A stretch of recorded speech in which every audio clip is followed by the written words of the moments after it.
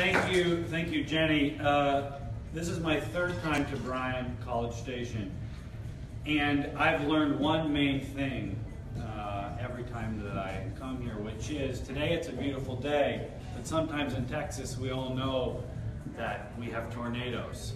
And what I learned is if there's a tornado, the best place to go is Kyle Field because there's never a touchdown there.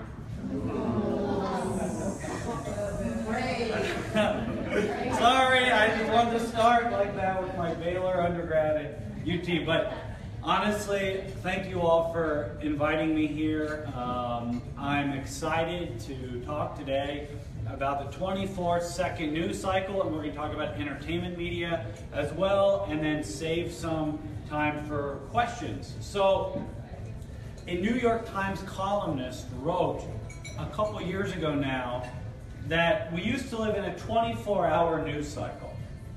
And my grandparents, for example, they'd go home after work and they would watch one of three main news channels, ABC, CBS, or NBC.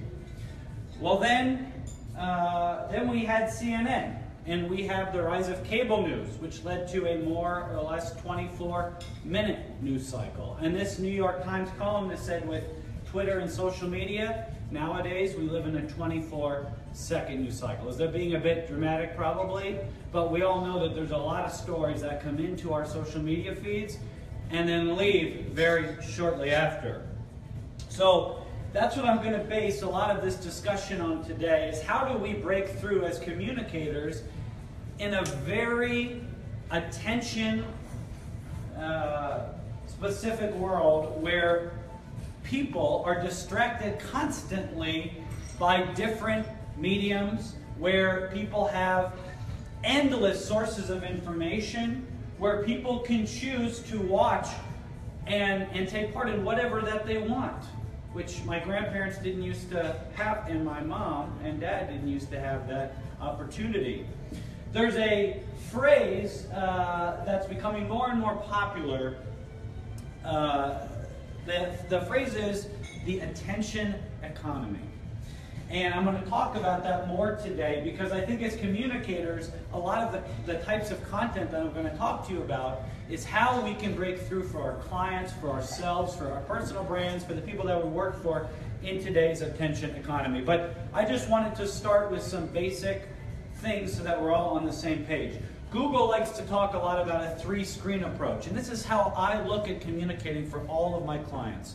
Still, even in 2016 here, television predominates where people are consuming media from, even in 2016, okay? That's on average. It's different with young people, millennials, it's a little different. It's different with the Snapchat generation. But people largely go home from work, they're going to watch Dancing with the Stars. Our old Governor Rick Perry's on there right now, right? So they're going to watch Dancing with the Stars on screen 1. They're going to have their laptop in their lap, that's screen 2, and their cell phone in their hand. I don't know if you all are like that, but it's screen 2 and screen 3 I'm going to talk a lot about today. And screen 1 is what leads people a lot of times to communicate on screen 2 and screen 3. Did you see what just happened on Dancing with the Stars? Think of Ellen DeGeneres' selfie, which really broke across all of this. She took a selfie during the Oscars, and she put it on Twitter on screen 2, or on screen 2 and screen 3, and it went everywhere. So it's this merging of media that we're seeing right now. And eventually, right? It's also hard because my company does digital advertising buys. But what is digital anymore, and what is television?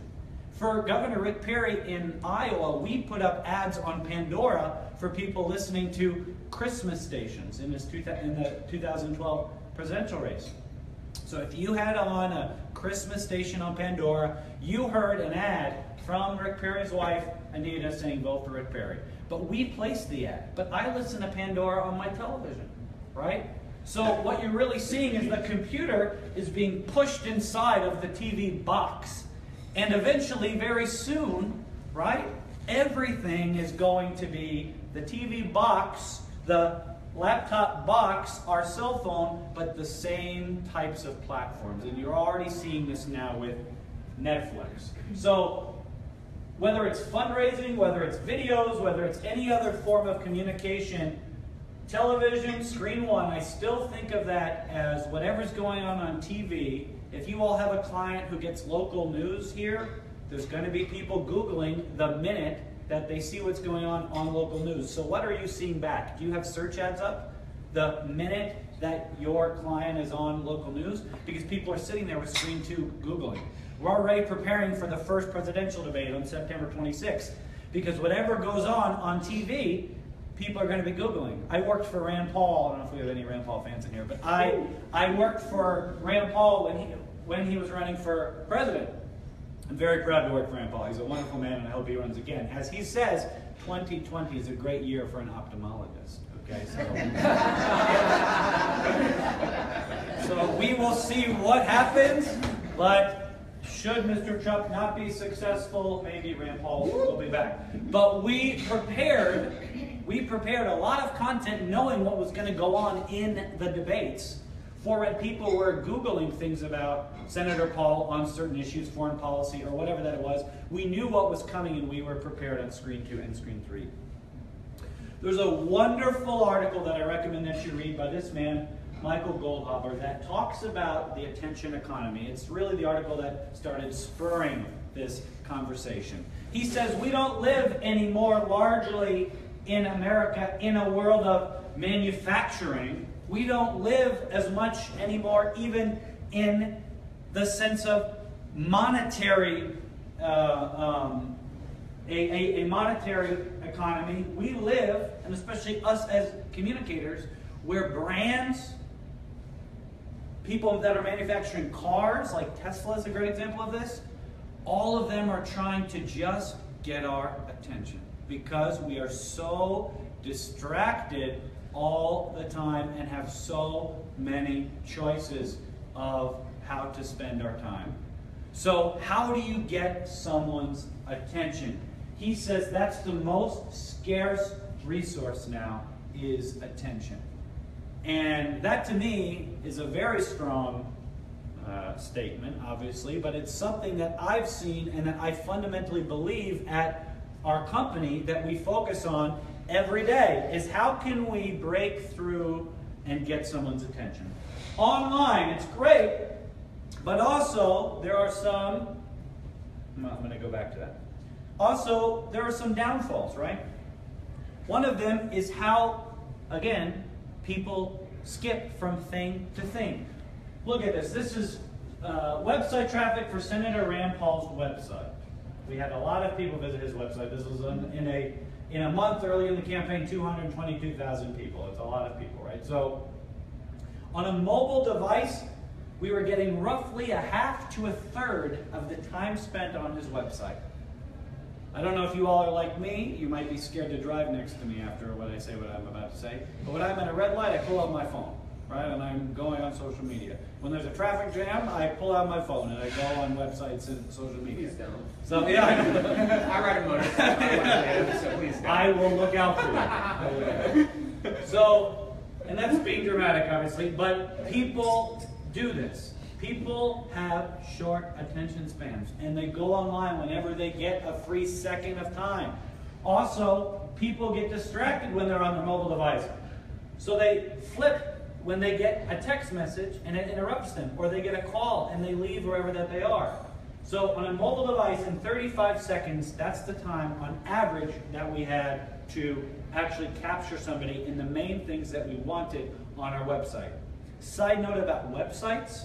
If you look at website traffic, and I chose to try to narrow because we could have been here for hours talking about stuff today. If you look at website traffic, often 70+% sometimes of website traffic is a first-time visitor. And my point in saying that to you is for all of your clients, you need to put not the most recent content on your website, but what's most important on your website for somebody who's visiting the first time. Take Lieutenant Governor Dan Patrick. Okay? We had, I think, 25% or so people were repeat visitors to his campaign website, but we created the website around what voters would see the first time. What he stood for was right up front. What we wanted, the action, was people to sign our email list. So we put that right up front. Secondly, there's some debate about this now. There's a new study that just came out last week that refutes this. But this was a study by social bakers. It said that the best video retention length on Facebook is only 22 seconds long. This was on average, all kinds of videos. Okay, there was a study that came out last week that said it was 30-ish seconds. It's all meaning it's pretty short. Okay, you gotta make things short because people won't pay attention. They will be distracted by a cat gif. They'll be distracted. I saw the other day. I went to this. I went to Kota up in Austin. They had the X Games, and you know my favorite thing at the X Games? They had a squirrel on a water skis running around in a pool. I don't know if you've seen this online. The other day I was watching a bulldog in a hammock or something. I mean, this is what people are sharing. And if we're not as interesting as that, people are going to click off. It's sad, it's scary. Someone's going to ask the question at the end, aren't we simplifying things? Aren't we dumbing down things? I will try to answer that first. I lived in Israel for 3 months during the last election over there. I worked for the Prime Minister of Israel, the smartest man that I've ever worked for, one of the best people that I've ever worked for, Prime Minister Netanyahu. And it was very hard for us from a digital perspective because how do you explain Islamic terrorism in 140 characters, or an Instagram, or a 10-second snap, or 35 seconds on a website? That can be tough. That can be tough. So, repetition, obviously, using good videos. We're going to talk more about all that stuff. Here are some academic studies. So, I like to take a lot of what I'm reading and the research from my graduate program at UT and apply a lot of it to what we're doing at my company. And a lot of it fits and works because academia actually produces very good research, right? But I don't think a lot of people in politics always look to academic research. Here are two studies. One, really cool study by Zenos and Becker, which showed that people who watch the Jon Stewart show, and a lot of Republicans and a lot of people in general say Jon Stewart show dumbs people down. The Colbert Show dumbed people down when it was around. And now it would be the Trevor Noah show or whatever, right? Well, guess what? People that watched Jon Stewart were 6 times more likely to go and seek more information about the news that they had heard about on the Jon Stewart show. So it primed them. Entertainment media, what we're going to talk about today, the squirrel. If the squirrel was riding on the water skis, but he had something that said, "Stop the Bad Iran deal," and he had some poster up, okay? You're priming people. I think you get my point here. That would get a lot of shares. A squirrel, a political squirrel. So that's a great idea. I can't remember that. So you are priming people for news. The second study talks about the TV show 24, and this is a funny thing because this reminds me of exactly me when I was reading the study. Did any of you watch the TV show 24 at all? Who did? Who watched the TV show? Okay. So there was a discussion of waterboarding later that went on in politics under the Bush presidency. And when I heard waterboarding, the place I went to, because I don't know what waterboarding is, I went to what I saw on the TV show 24. And that was my definition of waterboarding. Because whether it was true or false or whatever, I filled in when I heard waterboarding on the news with the entertainment media's definition of waterboarding because I had nothing else to put in my brain. So this is an interesting study which talks a little bit about how people forget, voters forget where information comes from when it's coming at them. And you can use this theory in selling product or doing anything. People forget where information comes from, but they update their preferences on products, on candidates, on whatever, as you're delivering that information to them. So this is one of my favorite movies, Gladiator. You'll like that. This is one of the best quotes in there. If you're not entertaining, okay, I'm telling you, if you're not entertaining, people are going to turn something off. They're going to turn it off. They're going to watch that squirrel. They're going to watch the dog in the hammock. Okay, they're going to watch the mom on Facebook Live with the Chewbacca mask. They're going to watch all of those things. So I'm going to talk to you a little bit about one of our energy clients and how we've taken some of these issues. Because people say, well, how can we make some things that are mostly boring, some more boring issues sexy? How can we make them sexy? How can we make them entertaining? Well, I've worked with the Texas oil and gas industry now for a few years. And we tried this past year, we tried something new. We launched a separate campaign called Frac Feed. Okay? We don't need to get into the politics of this whole thing. But I do want to show you some examples of what's been a very successful program for us. So these are some of the memes that we've put together, for example, on Frac Feed. Okay? Whenever something is in the news, I think some of these are even funnier here. Okay? So we put this out on Groundhog Day. Wind power is so 1492. When we compared the type of content that we produced that was more like this, more cheeky, memey, short, entertaining, there was 8 times more engagement. It's not too surprising, I would think, right? But brands, and look, this is a very traditional conservative industry. And it's one that has a lot of people upset at it, okay? And a lot of people online sharing a lot of things against the industry. So the industry finally said, let's stand up and let's fight back on this.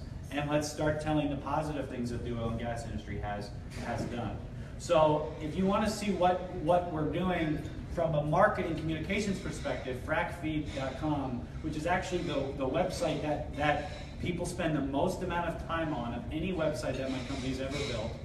And it's the website that gets the lowest bounce rate, which means people are going on and they're looking at different pages and sub-pages. So fracfeed.com, I would check it out because what we're doing for that campaign is pretty successful. I think you need to create content that's specific to each platform. A lot of times people will create something and they'll put it on Facebook, Twitter, Instagram. They'll snap a picture of the same thing that they made. That's doing social media wrong. Whenever someone says, oh, I connected them. Well, that to me sounds, oh, no. You don't want to connect them, okay? There's different ways you communicate with people on Instagram versus Facebook versus Twitter versus Snapchat versus Tumblr versus Pinterest versus on and on and on. And obviously the first thing is picking which platform to be on, because you can't be on all of them. But the second thing, well, you can, we're talking about that, but you don't need to update all of them. But the second thing is creating content that's unique for each, okay? These were pretty cool. I didn't come up with this. I saw Will Ferrell put something similar to this together. And this kind of a concept on Twitter with these 2 different images looks really nice in newsfeed. Okay, retweet this second, retweet this first, obviously. This, Iran will get nuclear weapons. It's so big it takes 3 posts to show them, right? This is using images on Twitter well and using the platform well, okay? And, by the way, side note, people do what you ask them to do online. People do what they ask them to do online. A lot of my clients will say, how come we're asking for shares? How come we're asking for retweets?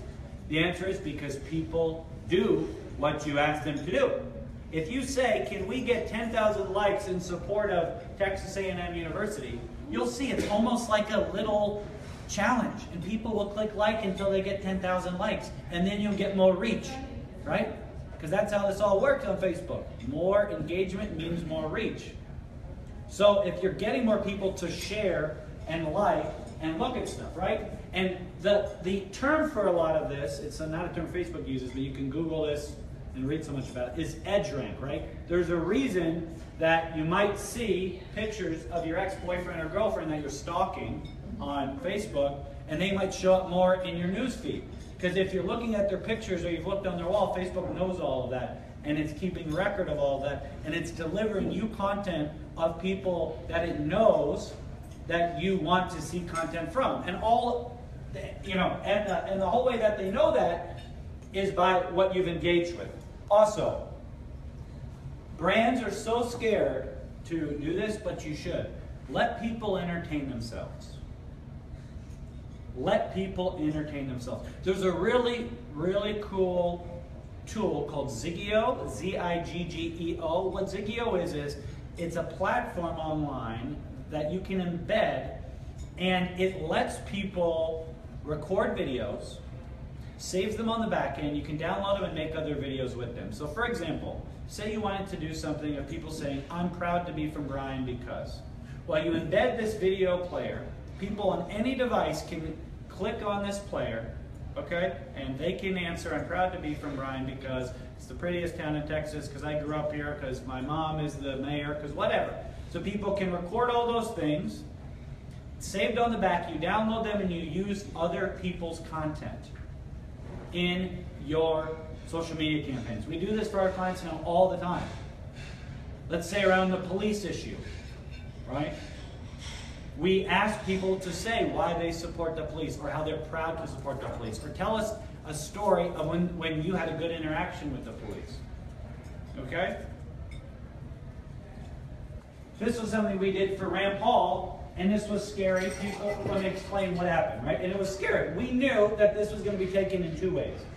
This was a selfie with Rand. If you downloaded our app, his picture was automatically in there. It said, stand with Rand. We wanted to make sure that happened because we knew people would use this in dirty ways and bad ways, which they did.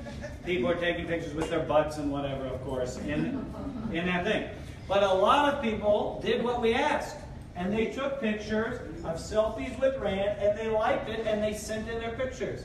Enable users to create content for you. That's a way to keep people entertained in the 24 seconds that you have with them.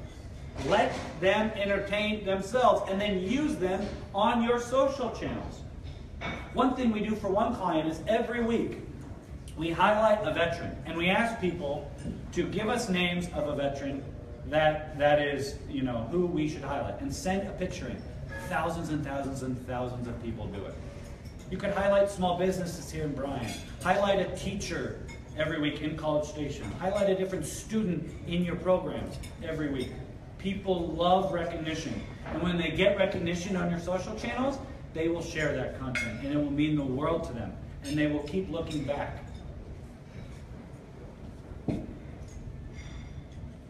Change with the times. So a few months ago, Facebook put out from all this research, not just the like button anymore, but all these emojis, right? And guess what? When you ask people to put the emojis, guess what they do? They put the emojis. So if you're sad about something, have your graphics people put the sad emoji. More people will engage, and it will get more reach if you use the emojis. If people are mad, we had some people be mad about some stuff, and a lot of our clients have a lot of mad people, right?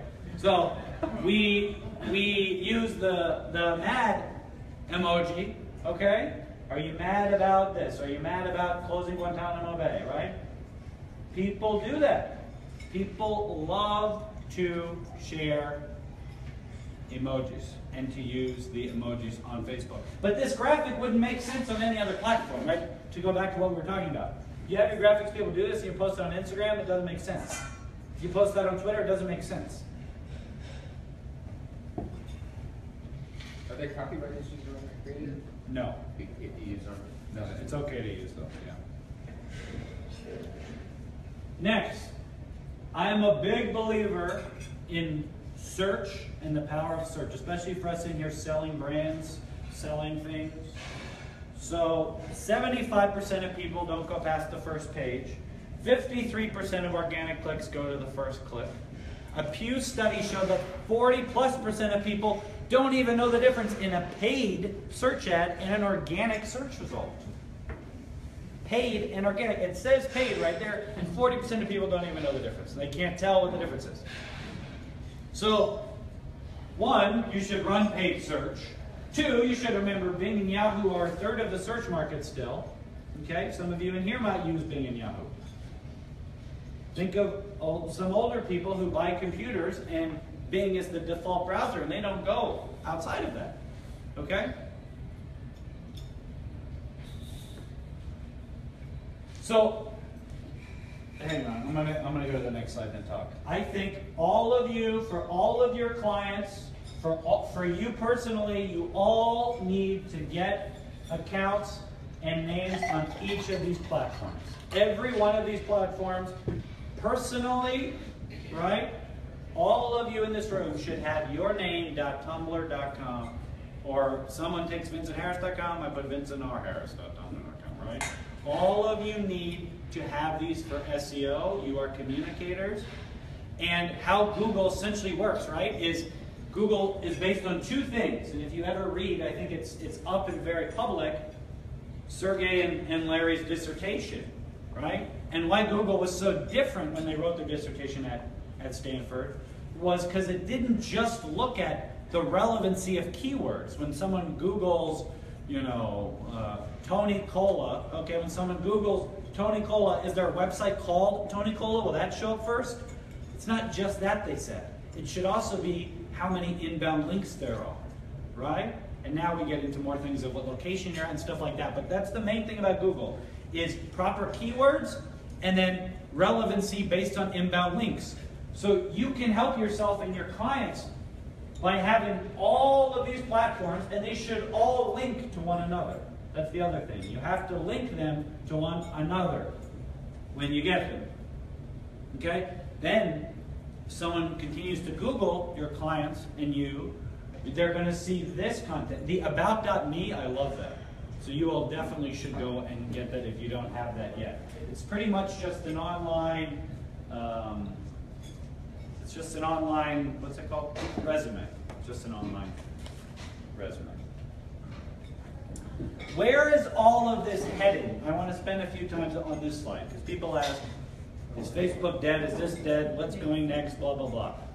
Where is this all heading? First, native advertising. This is a buzzword and everyone likes to talk about it now. Let's talk a little bit about what it is. On BuzzFeed, on Washington Post, on a lot of websites now, they realize that the best engagement is actually when they sell ads that look like their native, their organic content. So if you go to BuzzFeed.com, you'll see they have all the lists of 7 reasons that my boyfriend is sexy and 5 reasons that I'm not, or whatever, right? They'll have all those lists. What fruit are you today? Take the quiz, right?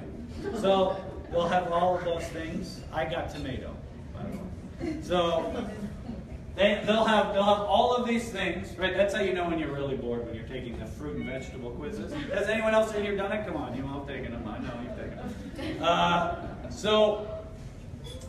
They will have those, and then in the middle of it, they'll have a which toothpaste are you quiz, sponsored by Colgate, right? And that is good content. That's a good way to advertise. And that's native advertising. Another native form of advertising are Snapchat filters. Right? When you're running Snapchat filters and you take a picture and you scroll over and it says sponsored by Texas A&M University.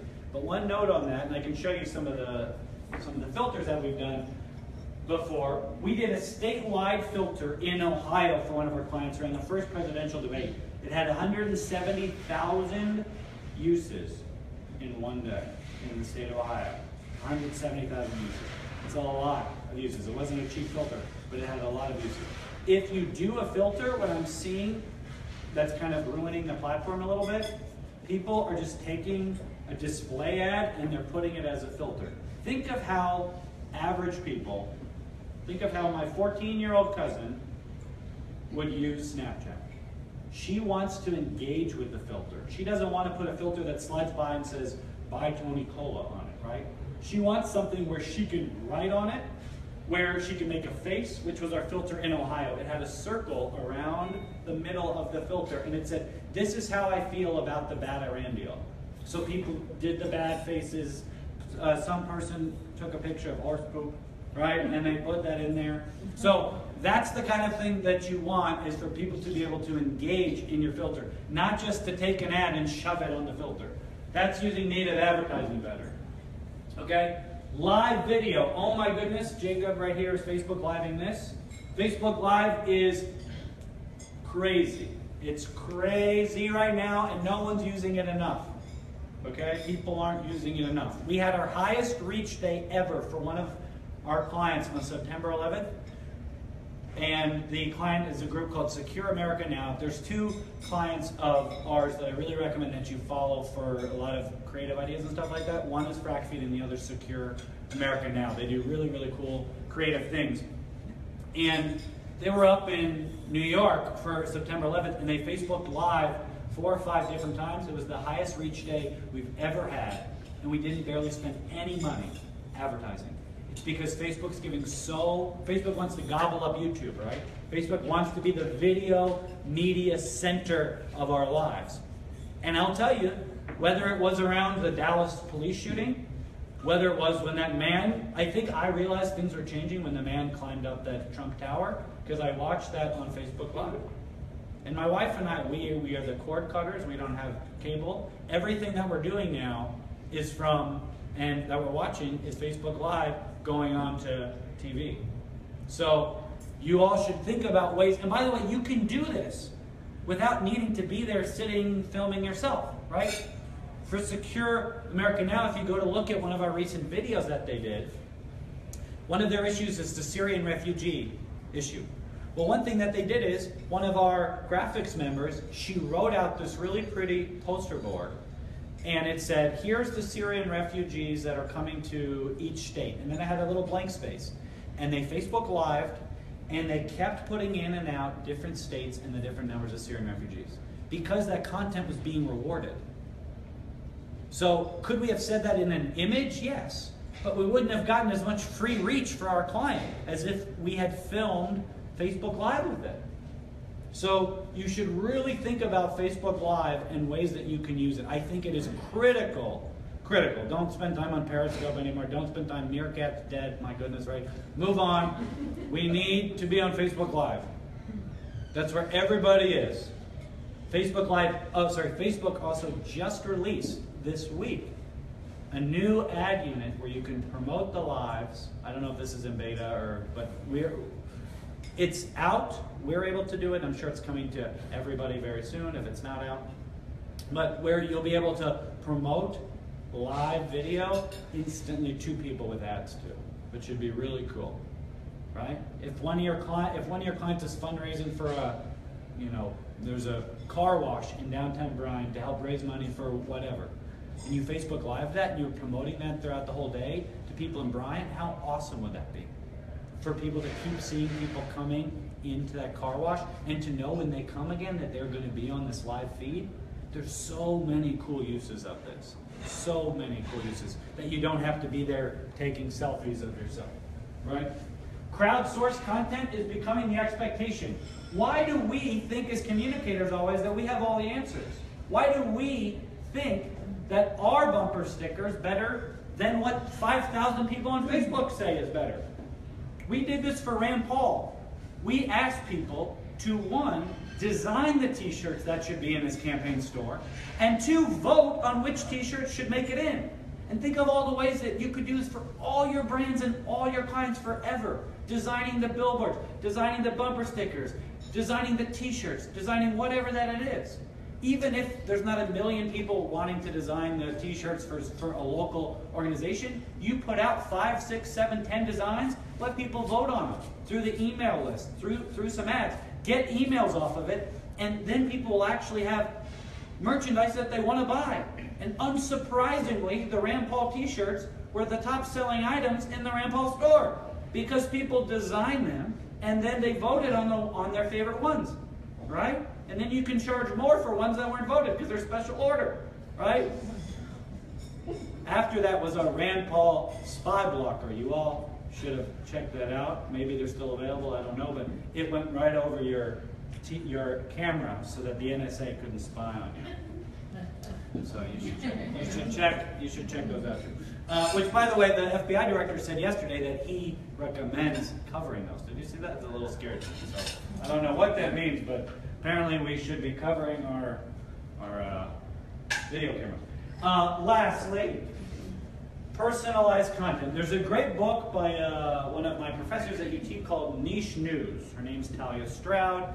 She talks a lot about how we expect personalized news, right? When you Google Donald Trump, if you Google Donald Trump right now, your results that come back are based not just always on what's the most relevant, but what's most relevant to you, what you've clicked on before. If you've clicked on MSNBC stuff before, you will see that stuff first.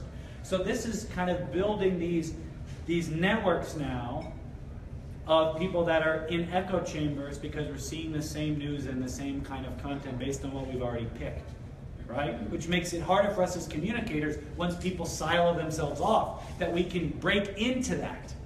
That's hard. These are two technologies. One's called Optimizely. It's a wonderful platform. It connects to your websites. It's a great company in San Francisco. The other is an Israeli company called Personalize. And these help you personalize content on your website based on where people come in from, based on a whole bunch of different factors. So I'm going to keep moving along so we have time for questions. 3 books I want to recommend to you about what we're talking about today. The first book is a book by Marcus Pryor. He's a professor at Princeton. Post-Broadcast Democracy. Amazing book. It's the center of a lot of what we do at our company. This book essentially says and shows through academic research that when people have a choice of news or nothing, like my grandparents, when they went home from work, guess what they chose? News. But when they go home from work and they can watch Kim Kardashian or the Texas A&M football game or the news, what do you think they pick? It depends, is the answer. It depends. But the people who watch the news always watch the news. And it's hard for us, also depending on who our clients and stuff are, to break into that. The attention. How do we get their attention for the news? Is it making people dumber that people aren't watching the news? Probably, right? Because we don't have a shared sense anymore of what's actually going on. We don't have a shared sense. Because people can totally segment themselves off from watching what they don't want to, which is great from an individual freedom, liberty, we can do whatever we want, but it also from a want for democracy, for want for educated citizens that we all, I'm sure, want, right? That's a little scary. And let's also remember who you all are. Normally I start with a slide that I didn't choose to do today, but it has Johnny Depp and Alice in Wonderland. It says, we're all mad here. Him as the Mad Hatter. Because we are. You're spending your time today learning about how to communicate better, and we're talking about politics. You're very smart, educated people, right? That is not most people. Aren't thinking about these things. They're on Facebook and they're letting whatever comes in their feed show up in their feed. And you know what that is? It's the squirrel on the water ski. So that's our job, and that's what's so difficult for us. This next book, Lisbeth Vinzunen, this talks about also how voters nowadays, they just want to be entertained. Which, what does this remind you of? Hunger Games. Well, yes, the Hunger Games, which is funny too, but, I mean, not funny, it's not funny what happens, but Donald Trump. As I was reading this book was written before Donald Trump, but it reminds me so much, Donald Trump is the quintessential entertainment candidate. I'm going to release my stuff on Dr. Oz. Oh, brilliant! How much more brilliant can you be? Get all this attention constantly. Just brilliant. James Webster, The Marketplace of Attention. I'm in the middle of the book now. Wonderful book. I thought I would add it. Really good. It talks about the attention economy. For you all, I think that book is the most relevant. The first two are very interesting if you want to read more about like news and entertainment and how that's working in terms of democracy. From a practical application for selling everything in today's social media, I would read this James Webster book. Wonderful book. Lastly, before questions, I want to leave you with some of my favorite ways to create content, some of my favorite apps, and some of my favorite ways to create content now. The first, a lot of people don't know, but every Facebook page you can actually add tabs to, which you can embed an iframe in anything, from Google Maps to forms to videos to anything. So even if you all don't know how to build websites yourself, you can essentially build many websites on these Facebook tabs. There's one called WooBox, W-O-O Box. There's another called Heyo, which our company uses a lot. So that's a really cool way to put something up really, really quickly if you don't want to go through your webmaster people. Next, this Over app is really cool. It is an app you all need to download, because you don't need a graphics people when you have this Over app, okay? You can put really cool text and fonts when you're on the go. I was with Senator Paul. He spoke at South by Southwest conference, and Evan Smith from the Texas Tribune was doing this keynote with him. And I was in the front row, and I wanted to get up a picture of what the senator just said. And if I sent it to our graphics team, they're awesome, but it would have taken a while to get back. I use this Over app, and I put the stuff in quotes, and I put it out. It looks nice, so check that out. Layout is an app by Instagram. Perfect Video. All of us in here can be Steven Spielberg. Okay, if you download this Perfect Video, you can make really cool videos, add music, add whatever you want, you know, things in and out, transitions. Check it out. Meme Factory. Everyone loves memes. Come on. Burstio, make your own GIFs. Those are my main things. We want to make sure we had enough time for questions. And I think, yeah, that was my last line. So